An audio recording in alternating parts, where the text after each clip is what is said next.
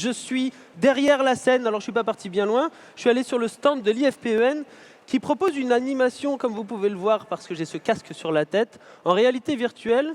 Alors Samy l'avait dit, c'est toi qui as un peu piloté tout ça. Qu'est-ce que je vais faire quand je vais mettre le casque? Parce que je vais y aller tout de suite. Je vais rentrer dans une boîte de vitesse, c'est ça?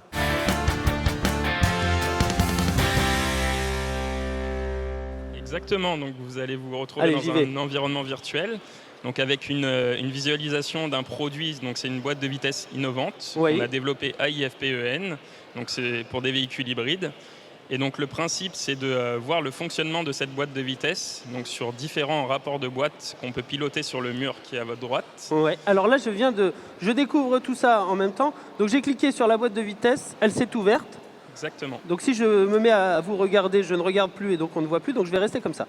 Qu'est-ce que je vois quand j'ouvre cette boîte de vitesse alors? Donc on retrouve les différents composants composant cette boîte de vitesse innovante, donc des embrayages, des roues dentées et des chaînes. Et le principe est de voir ce cheminement de puissance. Donc on peut communiquer avec nos collègues et le public extérieur sur l'innovation, où est portée l'innovation, et par quels composants on arrive à créer cette innovation. Alors, j'y retourne après, parce que c'est quand même plus agréable quand on se parle qu'on se regarde. Le but de cette visualisation, là, on va y retourner, c'est quoi exactement? C'est de comprendre comment marche la boîte de vitesse pour peut-être changer sa manière de l'utiliser. Alors. Exactement, donc on est très focalisé sur la façon d'utiliser les boîtes de vitesse pour rendre le véhicule plus efficient, donc émettre moins de polluants.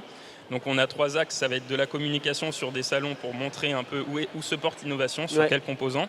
On va avoir des communications aussi en interne avec nos collègues sur des revues de projet, donc l'évolution 3D de la boîte de vitesse. Et on va aussi avoir des communications qui sont plus axées sur la formation. Voilà, comment on démonte la boîte de vitesse, comment est-ce qu'on maintient la boîte de vitesse, voilà, les opérations de maintenance. Alors je vais y retourner, mais avant vous allez me dire un petit peu ce que je peux faire pour comprendre comment passer les vitesses en consommant moins. Qu'est-ce que je vais pouvoir faire? On ira après, vous me guiderez si j'y arrive pas, mais qu'est-ce que je peux regarder alors? Alors sur cette boîte de vitesse là qui est un peu spécifique, on a un fonctionnement qui est dit CVT, donc un fonctionnement automatique avec un passage de rapport qui est paramétré de base par les ingénieurs mécaniques d'IFPEN. Et donc on a un changement de vitesse qui se fait sur un régime moteur qui porte le meilleur rendement, on va dire. Donc le fonctionnement est linéaire, comme une boîte de vitesse automatique. Donc les changements de rapport se font au meilleur moment. Et on a un fonctionnement qui est respectueux de l'environnement et vert, de par cette technologie-là. Si j'y retourne, je peux essayer de passer les vitesses? Pas de souci, on peut y aller. Alors, il faudra me dire comment. Je crois que j'ai vu là un plus et un moins. Exactement, donc on gère ça. Donc là, je suis en 3e. Vous êtes en 3e, 89 km/h. Ok. Vous pouvez monter jusqu'à 135 km/h. Attendez, j'ai perdu la pointe. Ah, c'est là. Exact. Donc là, voilà. Donc là là vous êtes on a 4e rapport.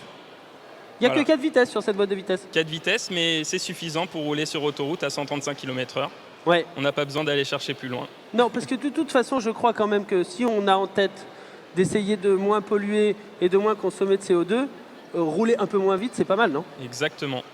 Alors attendez, je vais essayer de revenir en première parce qu'on n'a quand même jamais démarré concrètement. Je vise, mais c'est bon, je l'ai. Ah ouais, là. Vous l'avez. Voilà. Hop.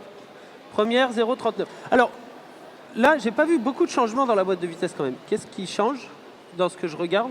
Alors quand on regarde, si on arrive à faire les deux en même temps, donc le point de vue attends, j'essaye.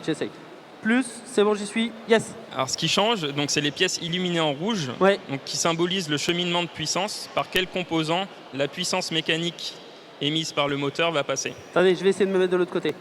Là. Super. Donc là, on est sur quelque chose de compliqué par contre. J'ai réussi. Donc on a changé, et là, le rouge, c'est les nouveaux composants qui entraînent le moteur. Exactement. Ok.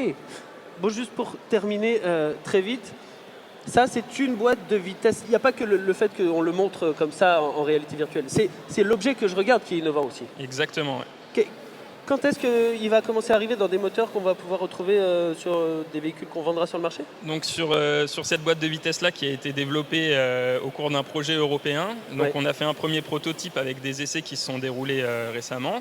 Voilà, donc nous on est sur une phase d'avant-projet. Donc on vise plutôt, on a une avance on va dire de 5 à 10 ans sur les innovations dans la rue à peu près. Ah oui quand même.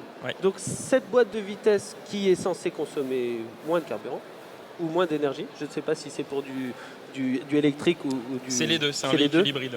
Et elle sera disponible dans des véhicules dans 5 ou 10 ans? Ouais, alors là on peut voir plus court terme parce qu'on a commencé à la développer il y a 2 ans à peu près. Donc oui, d'ici 2-3 ans sur des véhicules particuliers, c'est pas des voitures, c'est ressemblant un peu à un Twizy de Renault, mais voilà, c'est entre le scooter et la voiture.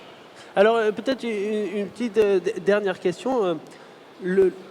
L'outil, la réalité virtuelle, on va en parler pas mal de fois dans tout le week-end.